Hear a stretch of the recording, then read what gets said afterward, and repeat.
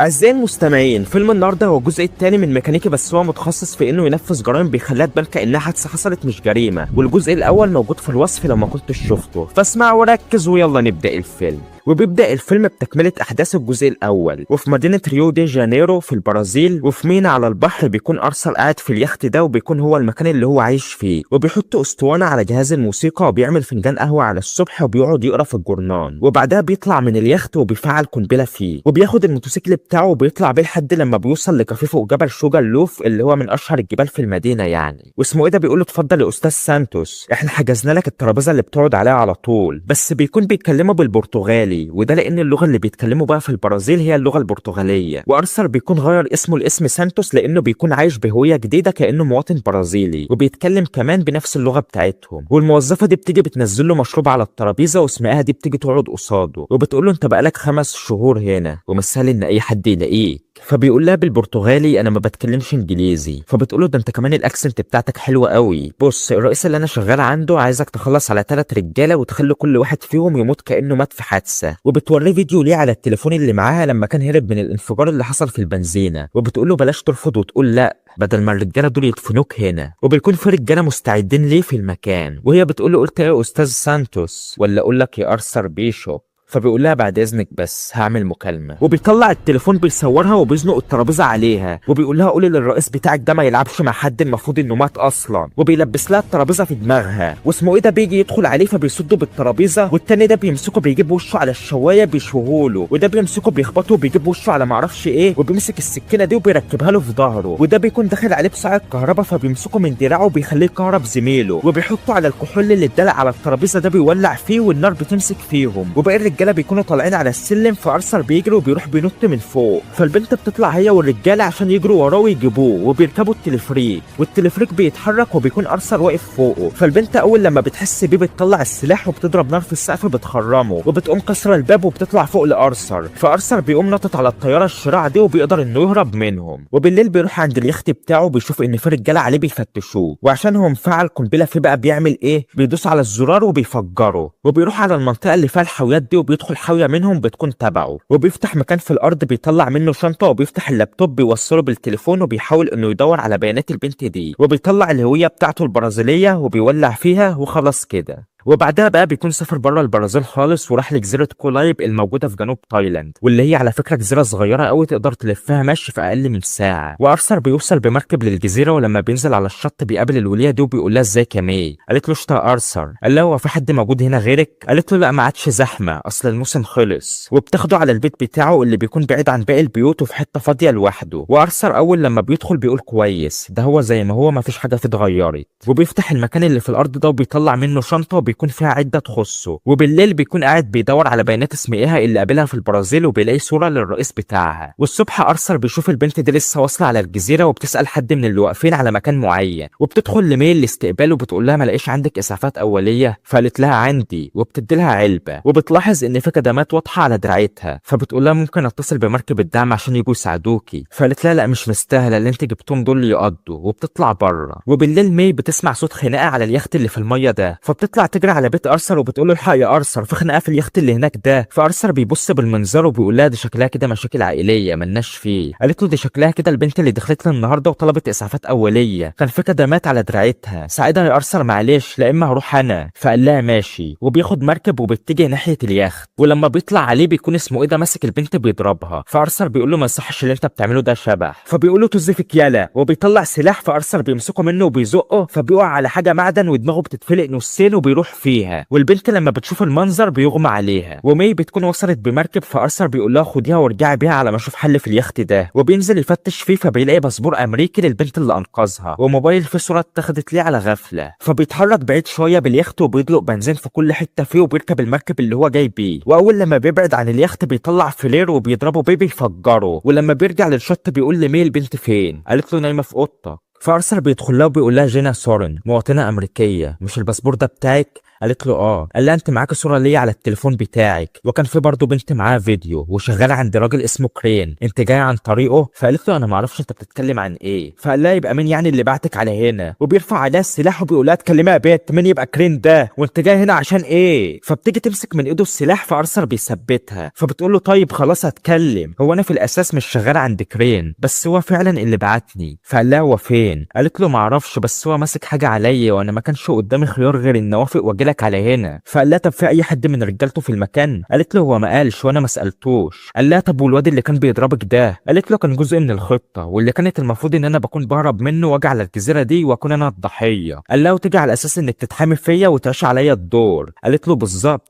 قال لها طيب وادينا اتقابلنا اهو، ايه اللي كان المفروض يحصل بقى بعد كده؟ قالت له المفروض بقى ان اتصل من التليفون ده على رقم متبرمج، وبعد كده بقى ما اعرفش ايه اللي هيحصل. قال لها اه ويبعت رجالته، بس انا بقى عندي تعديل على الخطه دي، انا هخلي كرين ده يفكر انه يضغط عليا بيكي، فاهمه ازاي؟ يعني هنمثل ان احنا ارتبطنا ببعض وبقينا حبايب، وساعتها هنرن على الرقم اللي متبرمج ده عشان هو يبعت رجالته على اساس انهم يجوا يخطفوكي، وانا ابدا اتحرك وادور عليه عشان اجي وانقذك، وساعتها بقى لما اوصل له اخلص عليه، وما تقلقيش هنقذك برضه. فقالت له لا انا مش هشارك في الخطه دي. قال لها هو انت فاكره ان كرين ده كان هيسيبك عايشه بعد ما كنت تخلصي اللي هو عايزه؟ انا على فكره فضلت طول عمري اقتل في الناس، وكان ده شغلي، وممكن اسيبك عايشه، بس اي حد تاني ما بيبقاش محل ثقه خالص، اساليني انا لاني مجرب. كرين ده اصلا مش هيحلني غير لما انفذ له اللي هو عايزه، فلازم اتغدى بيه قبل ما هو يتعشى بيا. والصبح ارثر بيدخل على صفحه ملجأ تبع دوله كمبوديا على النت، وبيشوف فيديو لجينا وهي بتتكلم فيه عن تقديم مساعدات انسانيه في دوله كمبوديا، وبتقول اطفال الملجأ اليتامى لازم ياخدوا فرصتهم ونوفر لهم احتياجاتهم من اكل وشرب ولبس وعلاج والتعليم والكلام ده يعني. فارثر بيطلع بره بينزل الميه يعوم شويه وبيطلع يقابل جينا، وبيقول انا عايز اعرف هو كرين ماسك عليكي ايه. قالت له انا بدير ملجأ للاطفال في كمبوديا، ومن كام اسبوع كده واحده من الموظفين اللي شغالين معايا اتخطفت، وبعد يومين رموها من شاحنه وماتت. وكرين ساعتها بعت له واحد من رجالته وقال لي دي كانت مجرد قرصه ودن بس، واللي هيحصل بعد كده مش هيكون كويس لكل اللي في الملجأ والاطفال، وانا الاطفال دول نقطه ضعفي، فما كانش عندي خيار تاني غير اني اوافق على اللي كرين عايزه. وارثر لما بيدخل اوضته بيبص من الشباك وبيشوف مركب في الميه، فبيطلع تاني لجينا وبيقول لها تمشي معايا، رجاله كرين هنا وبيراقبونا على فكره وواقفين في البحر، وبيروحوا على مكان فيه فعاليات عشان يبانوا انهم طالعين يتفسحوا وينبسطوا وكل الكلام الحلو ده يعني، وبيكونوا متراقبين من رجاله كرين. وبالليل جينا بتقول انا اسفه لو كنت سببت لك مشكله، بس اطفال الملجأ دول ما اقدرش اتحمل ان حاجه تحصل فيهم، دول كل حاجه بالنسبه لي. فقال لها فاهم، انا كنت يتيم برضه واتبعت الراجل عصابات، وهناك فضلت اتدرب طول حياتي زي الجنود لحد لما كبرت، وبقى ده شغلي ان اخلص على الناس. وعلى فكره كرين كان هناك برضه، بس انا قدرت اهرب وهو ما عرفش، وعشان كده شكلهم هم حطوا اللوم عليه لما انا هربت، وهو دلوقتي بيحاول يوصل لي باي طريقه، المفروض انه عايزنا ننفذ له كام مهمه. فقالت له طب وهنعمل ايه دلوقتي؟ قال لها هنغير الخطه، احنا هنمشي بمركب الدعم من ورا الجزيره، وبكره هتكوني بعيد خالص عن الخطر وتطلعي بره الجيم دي. قالت له طب بالنسبه لكرين؟ قال لها انت بمجرد انك تمشي انت بس وتبعد عن الخطر هروح له واخلص عليه. قالت له بس رجالته مش هيخلوك تقرب له. قال لها ما انا مش هخلي حد يحس بيا، خد الساعه دي خليها معاكي لحد لما ارجع، ابويا اللي اداها لي، ودي الذكرى الوحيده اللي خدتها منه وبتفكرني بيه. فقالت له وانا هخلي بالي منها كويس قوي. والصبح جينا وارثر بيكونوا على الشط ورجاله كرين بيبقوا وصلوا المكان، وارثر بيقول لها ما تقلقيش انا همشيكي من هنا. والرجاله لما بينزلوا على الشط ارثر بيبتدي يضرب فيهم، بس بيلهوه وبيخطفوا جينا وبيحطوها في المركب وهو ما بيعرفش يلحقها، والرجاله بيرفعوا عليه اسلحتهم بيثبتوه. وواحد من الرجاله بيكلم كرين في التليفون وبيقول له ايوه يا ريس هو معايا، وبيدي التليفون لارثر يكلمه. فارثر بيقول له قول لي اجيلك ازاي. وبعدها الرجاله بياخدوه وبيطلعوا على بانكوك اللي هي عاصمه تايلاند عشان ارثر يقابل كرين. والبنت اللي كانت قابلته في البرازيل بتقول له اقعد هنا على ما الريس يجي. فاول لما بيقعد في قنبله تحت الكرسي بتتفعل، واول لما كرين بيدخل ارثر بيقول له انت لقيتني ازاي؟ فقال له طب ما فيش اول حاجه ازيك عامل ايه، ده احنا ما شفناش بعض بقالنا كتير يعني، بتدخل في الموضوع كده على طول. بس تعجبني يا ارثر، انا هقول لك يا سيدي لقيتك ازاي. انت زي ما تقول كده الخصوصيه قربت تنعدم مع تقدم التكنولوجيا، زي عندك نظام التعرف على الوجه، التتبع بالاقمار الصناعيه وكده يعني. خد يا ارثر الملف ده فيه 3 معلومات عن 3 اشخاص عايزك تخلص عليهم، والاول ده بقى اسمه كريل، قائد عسكري وسفاح ويعتبر اكبر تاجر سلاح في افريقيا كلها، وهو دلوقتي مسجون في سجن بنجارا كايدا في ماليزيا. هو سجن موجود على جزيره وعالي الامان ومشدد الحراسه وصعب اصلا ان اي حد يوصل له. وبالنسبه للقطعه دي بقى لازم تبلعها بعد لما تخلص عليه وتنهي المهمه عشان نعرف نتتبعك ونلحقك.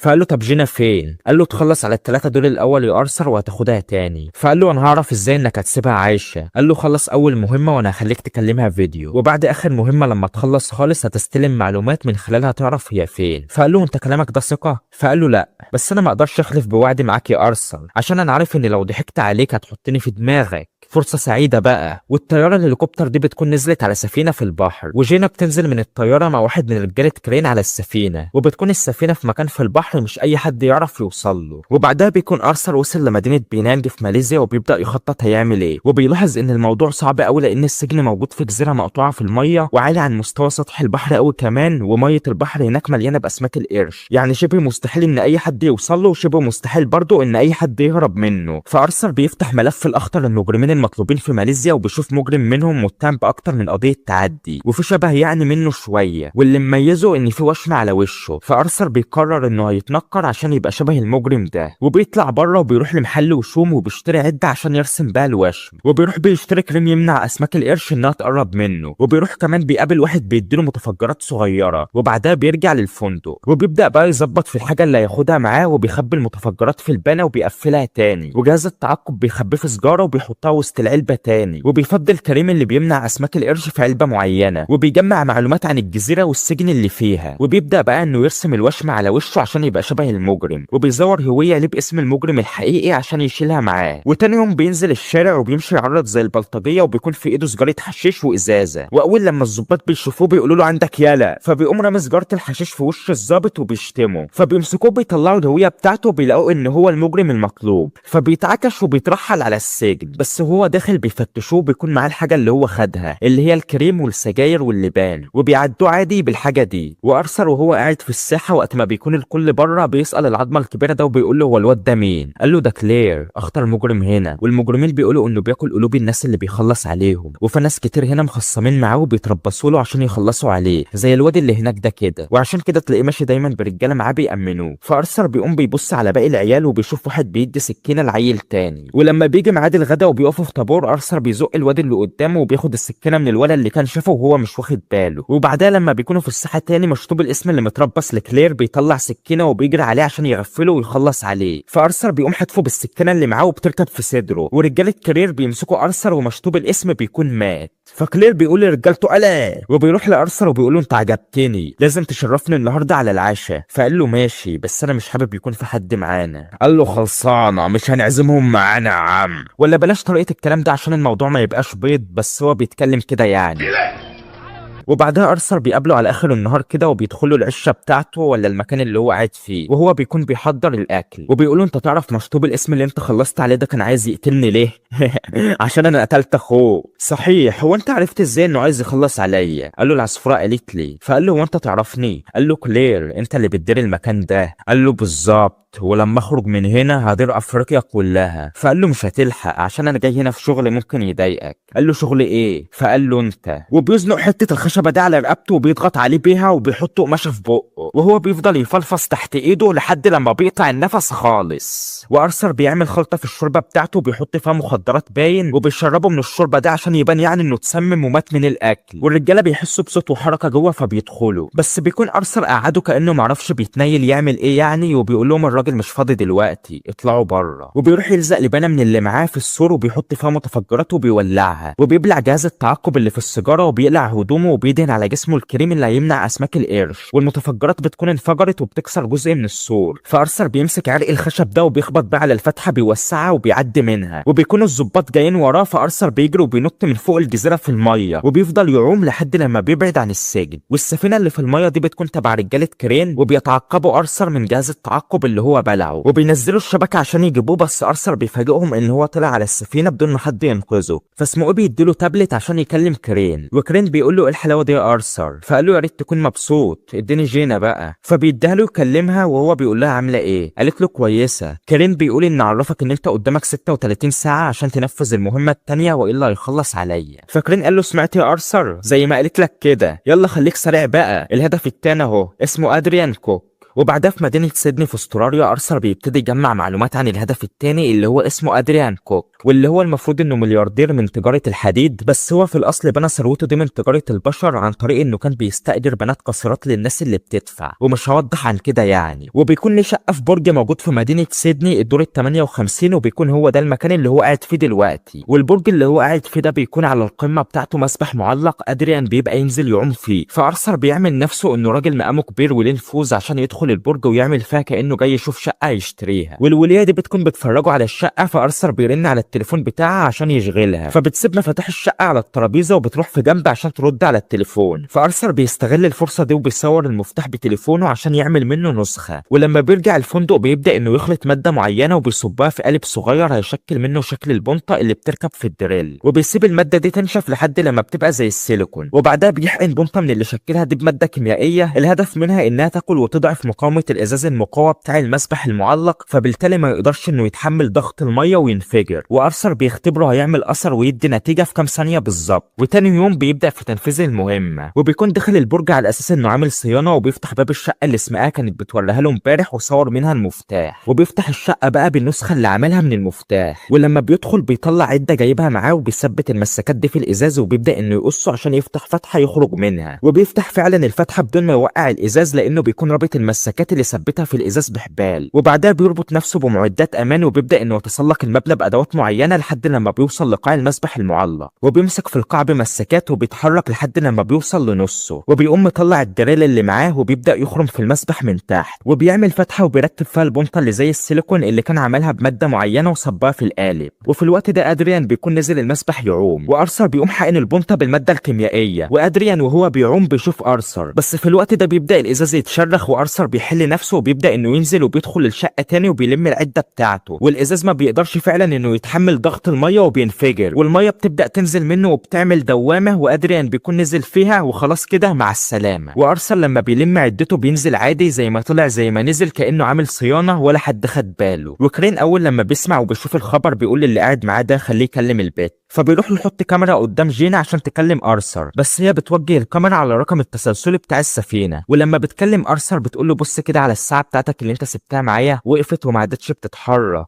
بص كده يا ارثر وركز قوي. وبتحاول انها تخليه ياخد باله من الرقم التسلسلي، بس اسمه اللي تبع كرين بياخد باله من اللي هي بتعمله، فبيقوم رازعها على وشها وبيقفل المكالمه. بس ارثر بيكون سجل المكالمه وبيرجع للفيديو تاني وبيزوم ان على الرقم التسلسلي وبيشوفه، فبيتصل بمكتب ضابط المينا وبيقول له انا في حد غبي خبط المركب بتاعه وهو بيتحرك بالسفينه بتاعته، انا معايا الرقم التسلسلي بتاع السفينه، عايزك بقى تعرفني السفينه فين. وبيقول له الرقم، فبيقول له ان هي موجوده في المينا بتاعت مدينه سيدني. فارثر بيأجر طياره هليكوبتر وبيطير بيها لحد لما بيوصل للمينا، فالطيار بيقول له السفينه اللي انت بتدور عليها اتحركت يا فندم. قال له طير بينا بره المينا، هي شكلها كده ما بعدتش قوي وهنوصل لها. فبيطير فعلا لحد لما بيقرب من السفينه، وارثر بيقول للطيار بس كده نزل الطياره شويه ناحيه البحر، ولما ترجع اتحرك في اتجاه ضوء الشمس عشان ما حدش على السفينه ياخد باله منك. وبينط من الطياره في الميه وبيعوم لحد لما بيوصل للسفينه وبيطلع عليها، وبيكون معاه سلاح مركب فيه كاتم، فبيضرب اول واحد بيجيبه على الارض والتاني بيضربه طلقه بيجيبه في الميه، وبيكمل انه يمشي ويتسلل في السفينه وبيقابل واحد فبيخرم له جسمه، والتاني طلقه في دماغه والتالت طلقه في نص دماغه، وبيدخل لجوه بيفتح الباب ده واللي بيقابله بيديله طلقه، واسمه ده بيطلع له برشاش، فارثر بيتدرى منه وبيدخل المكان ده وبيقابل واحد فبيضربه بالنار، والسلاح الرصاص بيبقى خلص منه. فارثر بيطلع على سطح السفينه تاني وبيشوف رجاله مكتفين جينا وطالعين بيها، واول لما بيشوفوا ارثر بيضربوا عليه نار بس هو بيجري منهم، وجينا لما بتشوف ارثر قلبها بيجمد وبتضرب في الرجاله اللي حواليها، وارثر بيطلع بيمسك الواد اللي واقف جنب الطياره ده وبيسحب فتيل قنبله في الجاكيت بتاعه وبتنفجر فيه، بس الرجاله بيطلعوا من ورا ارثر وبيخبطوه بصاعد في رجله وبيقع في الارض، وبيكتفوه وبياخدوه لكرين، وكرين بيقول له ما ينفعش كده يا بيشوب، انت كده زعلتني منك، قلت لك بعد لما تنفذ المهمه الثالثه والاخيره وبلاش تعاند عشان ما خلصش عليها، خدوه يا رجاله تحت عشان نعلمه الادب. فبيقوم ارثر خابط الرجاله اللي حواليه وهو متكتف، وشويه افشخانات يا جدع يعني الواحد تعب منها، وبيزق واحد بيكسر بيه الازاز وبينط بيه في الميه، وبيعوم وهو متكتف برضه لحد لما بيوصل لتوربين تحت بيخطف السفينه وبيفكه من مكانه وبيمسكه عشان يمشي بيه في الميه. وبعدها في مدينه فارنا في بلغاريا ارثر بيبدا يخطط هيعمل ايه، وبيكون هدفه الثالث اسمه ماكس ادمز، واللي هو تاجر اسلحه امريكي غني وبيكون له حصن في المدينه متامن تامين شديد جدا، وكمان عنده اسلحه دمار شامل مخباها في الحصن ده. فارثر بيفضل يبحث ويدور عشان يطلع بخطه، وبيوصل لفكره بانه يستهدف واحد من الحراس اللي واقفين فوق الحصن عشان الطياره الهليكوبتر الطبيه تتحرك من المستشفى للحصن ويقدموا المساعده الطبيه للحارس ده. وفي الوقت ده بقى هيكون ارثر مستخبي في الطياره عشان ينزل للحصن. وبعدها ارثر بيطلع على مبنى المستشفى اللي قصاد الحصن بقناصه وبيضرب واحد من الحراس في رجله بيشله، وفعلا بيتصلوا بالمستشفى عشان تبعت لهم الطياره الطبيه. وارثر في الوقت ده بيروح يستخبى في الطياره، والطياره بتتحرك لحد لما بتوصل للحصن وبتنزل عليه. وارثر بيقوم نازل من الطياره وبيدخل الحصن وبيحط الجهاز ده على معرفش ايه كده عشان يضعف من اشاره الكاميرات، وبيمسك اسمه ايه ده بيثبته، والاتنين دول بيديلهم نصيبهم وده بيلطشوا على وشه بالسلاح. وماكس في الوقت ده بيفتح اوضه متامنه ببصمته عشان يدخلها ويحمي نفسه، بس لما بيدخل بيلاقي ارثر في وشه ورافع عليه السلاح وبيقول له انا جيت هنا عشان اتكلم معاك. فقال له عايز ايه؟ قال له عايزك تساعدني في موضوع كارين وعشان انت برضه تعيش. فقال له يعني انت تقصد ان هو اللي خلاك انت اللي تخلص على كلير وادريان كوك؟ فقال له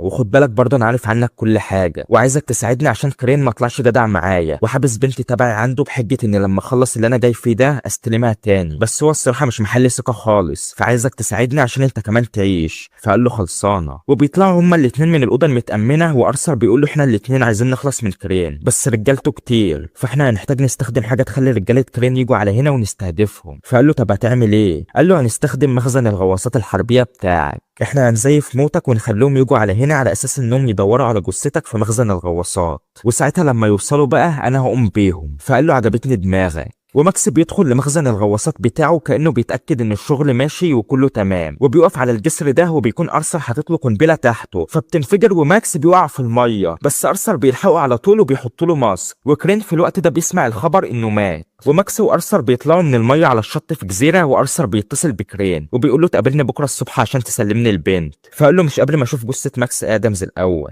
قال له ماليش فيه بقى، دور عليها انت بقى في مخزن الغواصات بتاعه. فكرين بيقول له اسمه ايه ده روح مع الرجاله عشان تتاكدوا انه مات. فقال له طب وبالنسبه لبيشوب؟ قال له اقتلوه. وارثر بيكون في مخزن الغواصات وبيبدا يجهز فخاخ عشان الرجاله لما يجوا يعمل معاهم احلى واجب، وبيعمل حاجات بقى زي ان هو بيلف خيط سناره في حتت معينه عشان يتكعبلوا فيه، وبياخد معاه كام قنبله وبيركب واحده على الباب ده، وبيحط الرشاش ده وبيربط في الزينات خيط السناره عشان بحيث لما الرجاله يتكعبلوا في الخيط الرشاش يفتح النار ويضرب لوحده، وبيمسك رشاش بيخليه معاه وبيستخبى. والرجاله بيكونوا وصلوا المكان بالمركب بتاعهم، ولما بيدخلوا بيبداوا ينتشروا ويفتشوا المكان، وارثر بيكون مستخبي في المكان ده، واول لما بيشوف اسمه ايه ده بيضرب عليه نار هو والواد التاني، والرجاله بيجروا فواحد منهم بيتكعبل في خيط السناره والرشاش بيبدا يضرب لوحده على الرجاله، وبيخلص على شويه حلوين لحد لما الذخيره فيه بتفضى، وارثر بيطلع يضرب بالرشاش اللي معاه وبيحدف قنبله على عيل بيجيب اجله، ومشطوب الاسم ده لما بيجي يفتح الباب القنبله اللي ارثر كان سابها ورا الباب بتنفجر فيه، واسمه ايه ده بينزل عشان يستخبى في الغواصه، فارثر بيحدف له قنبله بتدخل له جوه ومع السلامه كده، وبيبدا بقى يتحرك تحت الميه لحد لما بيوصل للسفينه اللي كرين عليها، وهو بيكون عارف انه جاي فبيكون مستعد ليه هو وباقي الرجاله كويس. بس ارثر بيفاجئهم وبيطلع لاسمه ايه ده بيركب له سكينه في رجله وبيطلع يحطها في رقبته، وده بيشد له رجله بيها والتاني بيسحب له رقبته وده بيحطها له في زوره، وبيحدف السكينه على الكاميرا اللي كرين بيراقبه منها، وبيمسك سلاح بتاع واحد من اللي خلص عليهم وبينش الواد ده بيخلص عليه، والواد ده بيكون مثبت جينا وماسكها من شعرها، فبتقوم خبطها وبتمسك ايده بس هو بيقوم خابطها طلقه في جنبها وبيزقها في الجاكوزي ده، وكرين بيمسكها بيطلعها من الميه وبيدخل بيها لجوه تاني، والرجاله مش عارف ليه ما بيخلصوش وبيطلعوا لارثر برشاشات، فارثر بيثبت له واحد وبيضرب على اللي بيعرف يضرب عليه لحد لما السلاح الذخيره بتخلص منه، فبيبدا بقى يتعامل بايده، وكرين بيكون فعل قنبله في السفينه عشان يفجرها، وبيقول خلينا نهرب يلا قدامنا 3 دقايق والسفينه هتنفجر، وارثر بيبقى وصل لجينا وبيشوف ان خلاص السفينه هتنفجر بعد شويه، فبيقول لها تعالي معايا، وبيدخلها جوه كبسوله النجاه دي وبيقفل عليها وبينزل الكبسوله في الميه، وبيروح لكرين وبينط نطه بينش اسمه ايه ده في دماغه بالسلاح، وبيضرب جيركن البنزين اللي جنب الواد ده بيفجره فيه، وبيكون ما عادش فاضل غير كرين، وبيمسك رشاش وبيضرب بقى على ارثر، بس ارثر بيبقى واخد كفر وهو بيفضل يضرب بغباء لحد لما السلاح الرصاص بيخلص منه، فبيمسك عصايه الصاعق دي وبيروح عليه بيها، فارثر بيمسكها منه وبيحطها في رقبته بيثبته بيها، وبيخبطوا كام خبطه بيوقعوا على الارض، وبيقول له انت اللي مضايقك ان انا زمان قدرت اهرب وانت لا، وادينا اهو اتقابلنا تاني. فقال له انت كنت تخليت عني ودلوقتي انت هتدفع الثمن. قال له مش هيحصل عشان انت دلوقتي اللي هتكون المهمه رقم 3 والاخيره. فكرين بيمسك سلسله الجنزير دي بيضربوا بيها، فارثر بيمسكها ماسكها وبيلفها على رجله بيكعبله وبيربطوا بيها في السفينه، وهو بيقول له انت خلاص كده يا بيشوب هتموت برضه لانك حتى لو نطيت في الميه مش هتلحق تعوم وتبعد عن السفينه قبل ما تنفجر. فقال له مين قال لك اني اعوم اصلا؟ وبيطلع يجري وكرين بيفضل ينعر ويصرخ وينادي، بس اصرخ على قد ما تصرخ ولا حد يسمعك. وخلاص 5